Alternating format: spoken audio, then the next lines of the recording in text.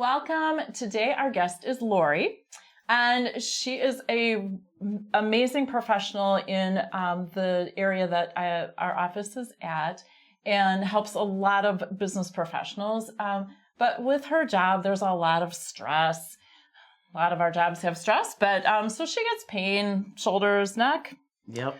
And would like to see if we can maybe help with that a little bit. Any other pains that you get or stiffness? Sometimes in my hips, sometimes lower back. Okay.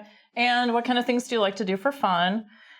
Any sports? No, I walk my dog. I do aerobics. And no, I don't do any other sports. I seem to recall a few years ago when we met each other more, there was a golf outing. And I think you golf every so often. Oh, no. The golf outings, I go for the appetizers and drinks afterwards. We were both there for the same thing. Yep. I do the networking. I don't do miniature golf, yes. Okay. I was thinking we might be able to help her with golf, too. But, well, unless you want to take it out. Yeah. Or pickleball. There you go. Yeah. But anyway, so that's what we're going to be looking into is what might be causing some stiffness up at the shoulders and neck. But I'm Cara Lindell. I'm the founder of the Bridging Technique, and we're drawing upon my background as a systems engineer and also a movement specialist just to look at differently at how movement in the body happens, where it's not flowing, and then look at how to support that and do a muscle reset to get it working together again so that Lori can have a less stressful life and walk her dog more easily. Sounds good to me.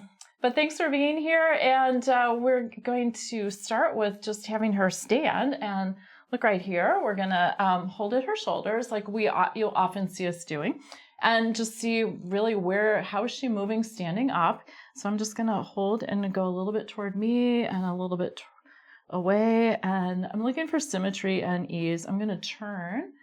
Okay. She's not turning. First clue. She does move sideways pretty well. Forgot to add one piece of information. She has two wonderful children, but how they got here had a couple different stories to that. So both of them were born by C-section, right? Yep. So if you've been watching for very long, you'll realize that we end up finding a lot of different impacts of C-section surgery because the surgery is so involved and traumatizes so many layers of muscle function in the abdomen. So we may encounter something related to that, but let's keep an open mind. Lori, sit down. And so we're going to check the same things with how she moves when she's sitting. So sideways. And it's very centered, just nice, easy motion. And then does she turn? So there's some turning there, and there's some turning to the other side. So, that is curious because she does turn more easily when she's sitting than when she's standing. So makes me start to wonder, is there something at the hip that could be limiting that? So I'm going to let you lay down on your back, head right there. And is your head okay, or do you want a little support? No, that's fine. Okay. So we're going to just hold at each leg, ankle, and I'm just going to lift, and I want to feel if they feel just as easy as each one, and you don't need to do anything. So that one really doesn't feel, neither one of them is super easy to lift. Yes, I can muscle through.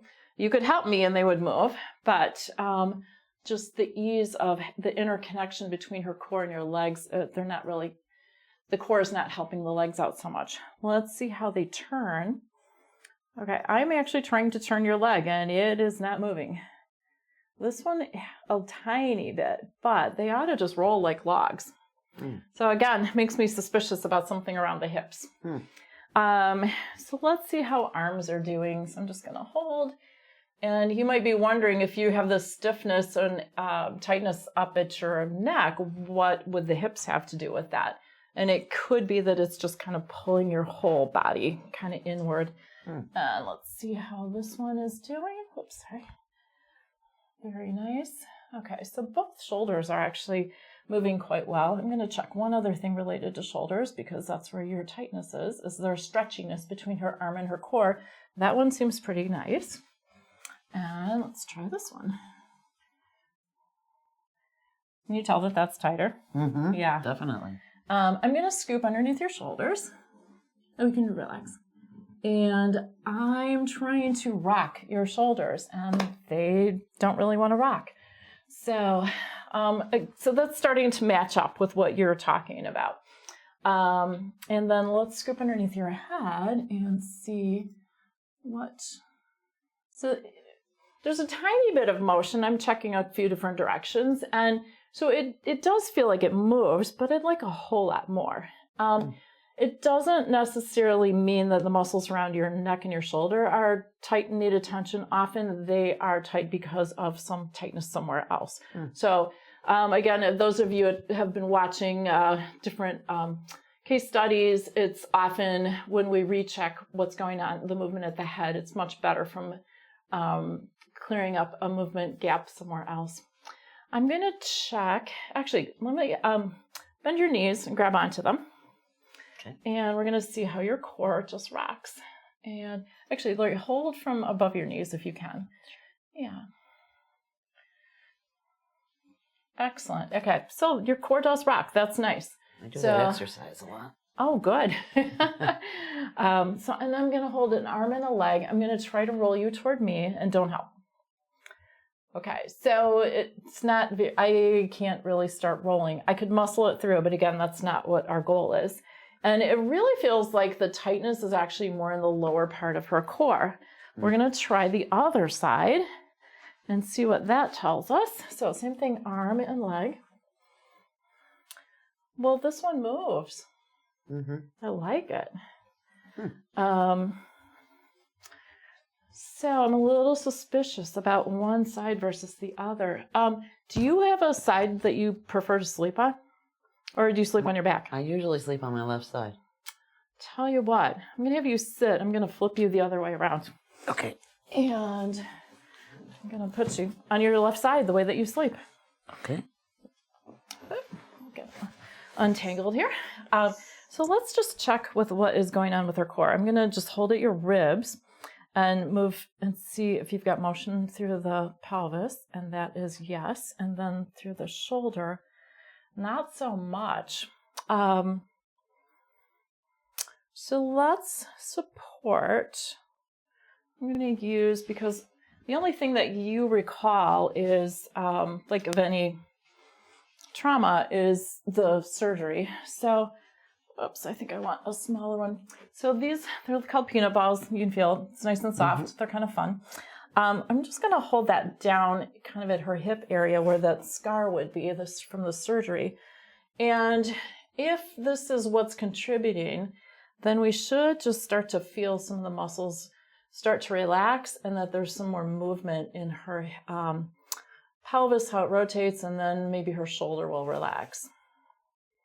What's interesting with the C-sections is that often they are tight. The muscles are tighter on one side than the other. And it's really, if you think of zipping up a zipper on a coat, it's like when you start, it's tight and the other part's loose, but then when you're finished, it's equal. But it's when there's sewing all these layers together, one side ends up being tighter. Interesting. Yeah, so I am supporting and I'm just holding it here. And you should feel that it's kind of firm, but not really bothersome. And then the muscles are starting to move because now or relax. So she's starting to move a little bit better at the pelvis. And do you feel that relax? Yeah, I actually think I feel my left hip relax a little too. So the funny thing is, even though you're on your left and you'd think the right movement is what we're focusing on, supporting the right could actually let the right move around the left better. So yeah, I'm just going to rock this now that it's starting to move and see if we can coax your shoulder into joining the fun. There it goes. So I'm going to hold your arm a little differently from the elbow and still the same thing here. And There's hardly any pressure at all. So I know people watching may wonder, well, why can't you use your hand? So if I use my hand, one, it's kind of a personal space. But two, that just doesn't feel the same, does it? No, it's not as even probably No, either. it's like this provides a more consistent and broad compression and support. Because that scar, it's 7 layers deep. You don't know really how things got pulled because they're sewing together, stretched out everything because the baby had everything stretched out, and then it all heals up, and all those layers don't really know how to work together. There we go. And that is getting bouncier as it's moving. And I'm going to see about some more shoulders. I'm coming from behind. And I'm not really pushing much. I'm just kind of guiding very lightly. And her whole right side is really starting to move quite easily. And let's see if it'll relax back. And so this arm was kind of tight. Let's see if now that the core part of the shoulder is relaxed, if her arm can relax too. Yeah, there. Nice. Huh. You don't know what you've been missing all these years. That's true. How old are those children? It's a long time. Yeah. So, wow. So I know some of you watching may be wondering, like, well, she had a C-section many years ago. How could that still be an issue? Well, she's an active person and she keeps moving, but the relationships of those specific muscles just have never 100% put themselves back together. Oh, there's some real nice movement of your shoulder. Wow. It's almost like finding the oil can for the Tin Man. Really? So let's just see how your whole side moves as a whole. And again, I'm just very lightly guiding this. Super. Okay, but I'm moving the right side because her left side is supported. It has to move differently also. So even though what was kind of stuck was somewhat on the left side, this should be helping both. Mm-hmm. Yeah. It's like rolling it out. Yeah, so it's because I'm moving this and her left leg is still it's like her pelvis has to move around her leg instead of the leg moving around your pelvis or hip. I always say there's 2 ways to open a jar. Turn the lid or turn the jar. Right, So exactly. we're turning the jar. So I like to keep things even. So sit up. Let's flip you back the other way. Okay. And let's just double check the left side. Oop, there we go. Okay. And so I'm going to start at the same thing. I'm going to hold at your ribs and see how your shoulder moves. Wow.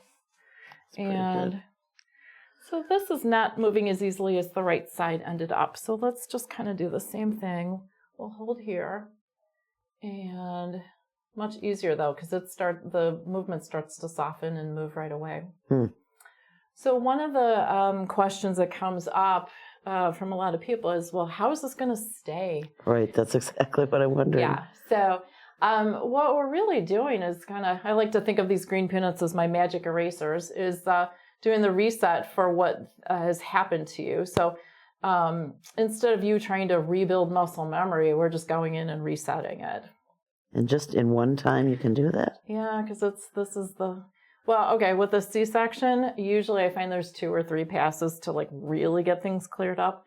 Because it's just so extensive. It's so deep. Right. But for a lot of things, it just maybe takes a couple. Like one is to get the original, or get things unstuck. And then after that, it's really trying to clear up how you've been compensating all these years. Mm-hmm. So, because if this scar has kind of kept your whole side very tight, for you, the compensation may be that you just haven't used it. Rotation, the typical sports and activities you don't do that would use rotation. Pickleball, here you come. Do you ever do this soon after somebody's had a C-section? And I think does it matter how long it's been? We've seen somebody is probably when they're And it's like 6 weeks when they can really get out, because there's some limitations on when they should be driving. Oh, definitely. And stuff like that. But and the goal then is a little different because it's so fresh. Is just to kind of calm things down. If we see people that early, it's usually there's some pain. Right. And then we would have them come back in probably 6 more weeks when it's much more healed, so that then we can really establish a lot more of the hip motion. Oh, there's your hip rotated. Wow. That I needed. Wow. Yeah, that hip is always so tight. So if you do yoga or Pilates anywhere, yeah. So you should have some different feel. You should feel some different muscles working. Wow, I'll be able to do a more. new sore. Well, that's all right. There. At least I know they're working then. Yeah. Okay. Let's just double check this arm. This one wasn't so tight when we first checked it, but just need a little freshening up so that it matches the right. And then we'll let you go on your back in a minute, and we'll recheck where we started. Oops.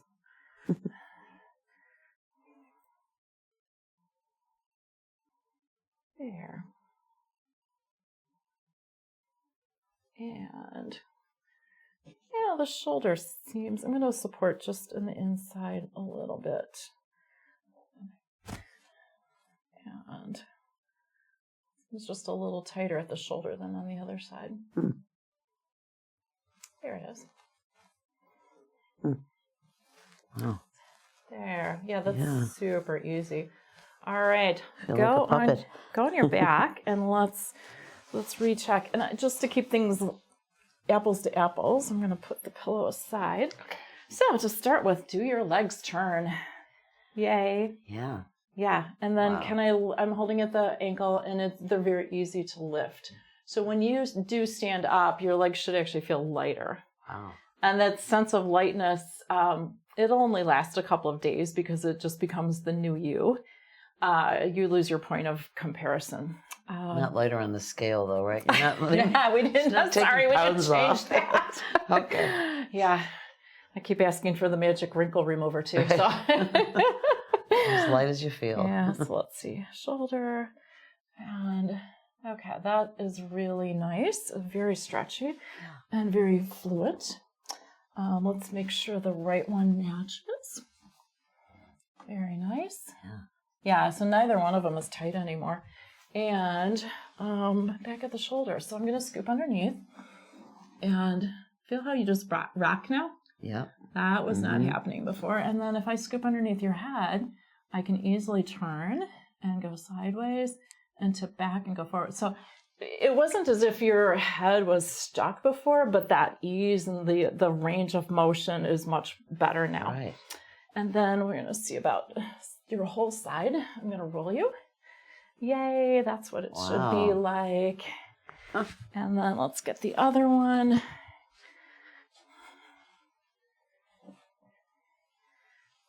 Perfect. Yeah, wow. Easy. So come on up. Wow. We're going to recheck how you moved when you're sitting. Okay. And here we go. And so just side to side. And that's just easier. You did have this before, but that's just easier. And then turning. That is a huge difference. Yeah. And then stand up. And I'll tell you what, step over just a step that way. And so we're going to go to the side. Okay, so that's so much more movement. Okay, and she did not turn before. No. And I don't even have to, it's like I can just start the motion and her body just knows what to do with it. Very nice. That's amazing. And shoulders feel looser? Yeah. Okay. Feels looser. So just to refresh for all of you at home, she had tight shoulders. Her neck definitely was tight, but where it was coming from was actually something from years ago with the surgery down at her in the lower abdomen from the C-sections. And one side was tighter, and it's often what we find is that one side is more restricted from just the procedure of sewing it up from one side to the other. But with supporting, and it allows the muscles to relax and re-engage, and we can guide them and reset that they connect together and work together again. So she's just going to naturally start doing more because she can. And this is kind of like taking her to the original you. Wow, that's amazing. So it's very cool. So we'll love to have you come back again and see what the next step of what we look at, because this is just getting a basic motion freed up at the hip and at the shoulders. And then there's some more complex things to do from there. But guys, give Lori a thumbs up. This was awesome, super simple, but really nice example of how one thing can really throw you off, even though you don't realize it was throwing you off. And if you're interested in a session for yourself, we're in the northern suburbs of Chicago. Come on up. This is also something that we can guide you through virtually if you have a friend who can help. So we can set up that kind of appointment too. And if you're a professional and you want to learn more about bridging, we have a workshop coming up this summer to teach it. And just reach out and we'll get you the information for that. So subscribe to the channel so that you can get more of these great episodes, and we'll see you next time. And thank you for being here. Thank you, Cara. This was great. I feel 100% better. Yay.